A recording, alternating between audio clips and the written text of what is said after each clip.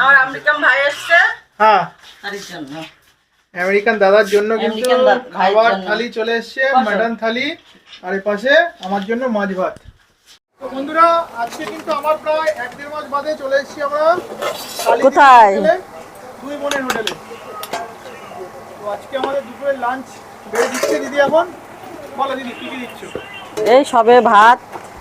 আচ্ছা, আমরা আগে তো মিনিকেট চাল দিতে, এখন এখনো মিনিকেট। আমার চালের কোয়ালিটি একই রকম আছে। আচ্ছা।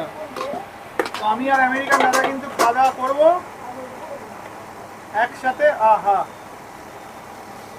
তো দাদা খেতে চেয়েছে মাটন, মিষ্টিদির হাতে লাল লাল ঝাল ঝাল মাটন।